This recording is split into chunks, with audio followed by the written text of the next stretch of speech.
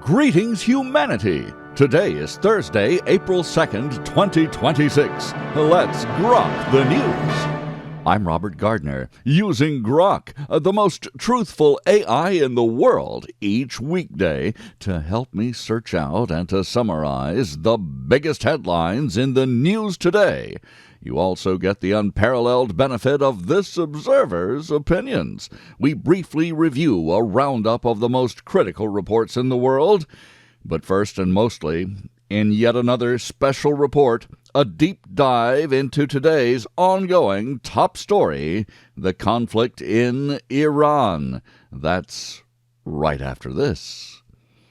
M.S. Gardner, my wife, is author of last year's Moon Meridian Prize winner from April Gloaming Publishing, Wolfsbane. A dark, serious, modern take on an old fairy tale. I promise you've never heard Little Red Riding Hood told like this. It's a page-turning Southern Gothic story for adults that you can't put down, and it won't put you down either. Wolfsbane, available now at thecuriousauthor.com. That's all one word, thecuriousauthor.com, and also on Amazon. And now, let's grok the most important news in the world today, starting with our lead story, Dateline, Washington, D.C., and Tehran. President Donald Trump delivered a primetime address to the nation last night, declaring that the U.S. and allied strikes have devastated Iran's military capabilities, with its navy effectively gone and air force in ruins, while stating that core objectives of the ongoing conflict are nearing completion, and the United States is on the cusp of ending the war. In the roughly 10-minute speech from the White House, Trump described the operation as delivering epic fury against the world's leading state sponsor of terror. He highlighted the elimination of key Iranian leaders and command structures, claiming the regime that once threatened the region and beyond has been significantly weakened. Trump emphasized that strategic objectives, including degrading missile capabilities and nuclear-related sites, are largely achieved, though he warned that the U.S. stands ready to hit Iran extremely hard in the coming weeks, if necessary. The address marked the first major primetime update from the president since the escalation of strikes more than a month ago alongside Israel. Trump sought to project strength and progress, telling Americans that Iran no longer poses the same level of threat that it once did, while leaving key questions about ground operations or a full exit unanswered. Tehran, meanwhile, has publicly warned of broader attacks and rejected claims of seeking a ceasefire, insisting that its military retains significant capabilities despite these blows. Global markets reacted sharply to the developments and Trump's comments. Oil prices soared, briefly topping $100 per barrel in the last month, before fluctuating amid uncertainty over the Strait of Hormuz and potential supply disruptions. The conflict has driven higher fuel costs worldwide, with U.S. gas prices even climbing above $4 a gallon in many areas for the first time since the Biden regime, squeezing farmers, airlines, and consumers. International reactions have been mixed, with some allies continuing to express concerns over escalation and economic fallout, while refusing to do their part to protect their own oil supplies. America has plenty of fuel and is willing to sell it to Europe in particular.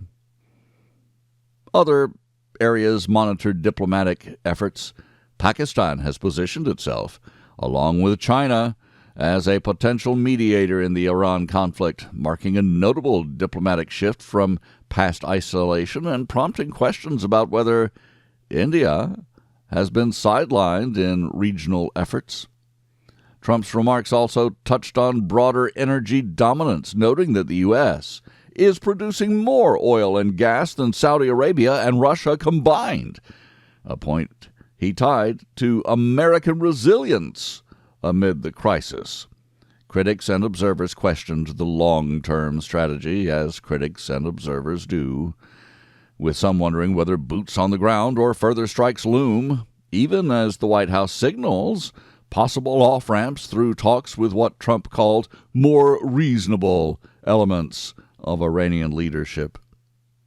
This observer does wonder about the proud Persian people still held hostage by this regime.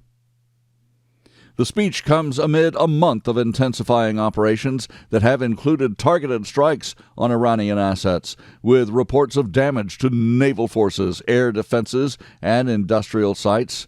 Not just damage, devastation. Iranian officials have vowed to fight back, while regional tensions remain high, including incidents involving proxies and missile exchanges. As the conflict enters its next phase, questions persist about de-escalation, the future of the Iranian regime, and the war's ripple effects on global security and economies. Trump closed by assuring the American people of U.S. strength and the pursuit of a decisive outcome that protects American interests. He says the rest of the world can protect their own interests. The developments have dominated headlines, reshaping discussions on foreign policy, energy security, and international alliances at a pivotal moment in world history. Now we grok the headlines from around the world. Dateline Cape Canaveral. NASA's Artemis II mission successfully lifted off yesterday, sending 4 astronauts, Reed Wiseman, Victor Glover, Christina Koch, and Canadian Jeremy Hansen, on the first crewed lunar flyby in over 50 years. The Space Launch System robot, the most powerful in the world, and the Orion spacecraft are now in high Earth orbit for a 10-day journey circling the moon and returning to Earth, reigniting dreams of sustained space exploration. This observer has been waiting half a century for this. Dateline, Washington, D.C. The U.S. Supreme Court heard oral arguments on President Trump's push to limit birthright citizenship, appearing skeptical of the administration's position. Trump attended the session in a rare move and later criticized the proceedings, while observers noted that justices across the spectrum were invoking originalist principles reminiscent of the late brilliant Justice Antonin Scalia. This observer fully expects Chief Justice Roberts to side with the most liberal wing of the court and to do what no other nation on earth does, and to continue the idea that if somebody happens to be born here, regardless as to whether they are here legally or not, they become a citizen. Dateline, Washington, D.C. and Brussels, Belgium. President Trump signaled that the U.S. is strongly considering leaving NATO, the North Atlantic Treaty Organization, raising questions about feasibility and sparking international debate. The comments come amid strains from the Iran conflict and broader foreign policy shifts. This observer thinks that leaving NATO is a good start. Leaving the United Nations and kicking them out of America is perhaps an even better idea. And when do we end the Federal Reserve Bank, by the way? Dateline, North Sulawesi, Indonesia. A powerful 7.4 magnitude earthquake struck off North Sulawesi in the Molucca Sea, killing at least one person, toppling buildings, and triggering a small tsunami. Indonesian authorities are assessing damage in the affected coastal areas. Dateline, Washington, D.C. Sources say President Trump has discussed removing Pam Bundy as Attorney General amid ongoing personnel reviews in his administration. The potential shift adds to discussions about key leadership roles in the current term. This observer thinks Pam Bundy utterly botched the Epstein files release and is the chief bottleneck to vital legal and law enforcement action by the Trump administration.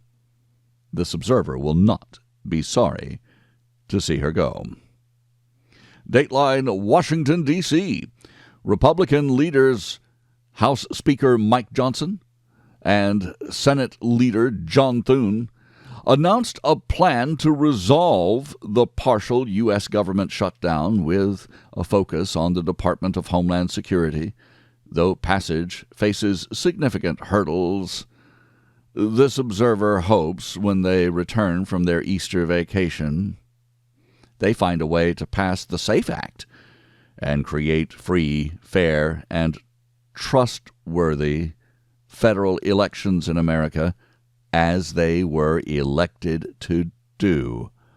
That should be their top, perhaps their only legislative priority until election reform takes place.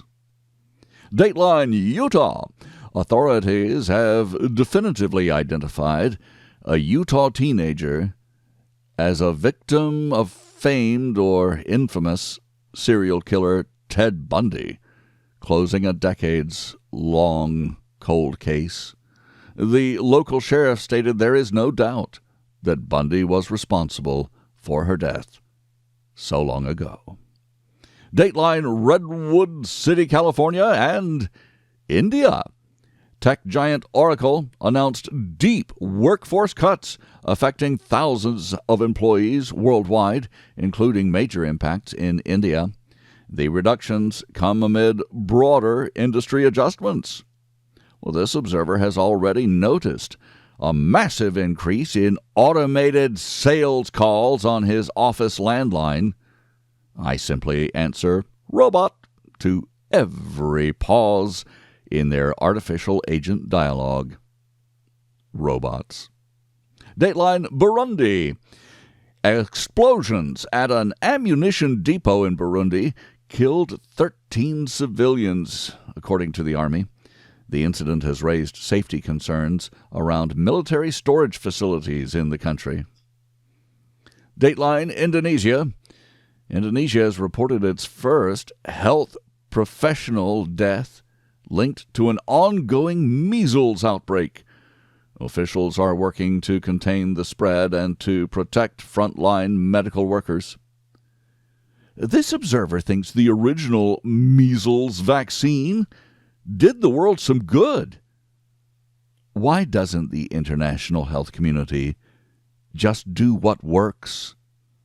I guess not enough kickback from the pharmaceutical cartel. Dateline, South Africa. The South African Army has deployed units to major crime hotspots to assist police in tackling violent gangs, part of a broader effort to address public safety challenges. This observer remembers that these kinds of developments were predicted long ago when the Western world demanded South Africa destroy the apartheid system that kept warring tribes apart. It was not merely about skin color. Dateline, Congo. The Democratic Republic of Congo declared a national holiday after its national football team qualified for the World Cup for the first time in 52 years, sparking widespread celebrations. Party on, Congo, and enjoy your celebrations, even though it's just soccer and not really football. Dateline, Australia. Australia has announced plans to impose stricter regulations on gambling advertisements following years of public criticism over their prevalence and societal impact. I'll bet this won't be the last we hear from that. Dateline, the USA. Elon Musk's SpaceX is preparing for a potential $1 trillion public share listing, a major move that could reshape the commercial space sector and private investment in space technology. This observer hopes, in his own meager way, to buy in on this opportunity himself. Dateline: Crete and Greece. A man died during a severe storm as Saharan dust shrouded the island of Crete. The unusual weather event combined strong winds and dust from North Africa.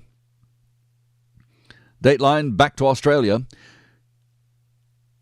The alleged gunman in the Bondi Beach incident lost a court bid to suppress the names of his family members, allowing greater public disclosure in the ongoing legal proceedings. This observer thinks that the journalistic conventions and practices, such as calling an Islamic terrorist caught on video for the entire world to see, ruthlessly murdering as many Jewish people as he could, calling him only an alleged gunman, reveals a bias toward ignoring Islamic terrorism and toward observing the letter of the law. He is an alleged suspect. Rather than the spirit of the law, we know he was a savage killer. This observer also wants to note that it was a Muslim man who bravely stopped the terrorist. And finally, today, Dateline: the USA. President Trump has unveiled conceptual plans for his presidential library, featuring elements such as a gifted aircraft and a prominent gold statue component. Well, let the golden age begin. After that, it may be a bumpy ride indeed, and sooner than we might hope. But I thank you for listening. Please join me tomorrow to once again Grok the News. I'm Robert Gardner. Godspeed and God bless.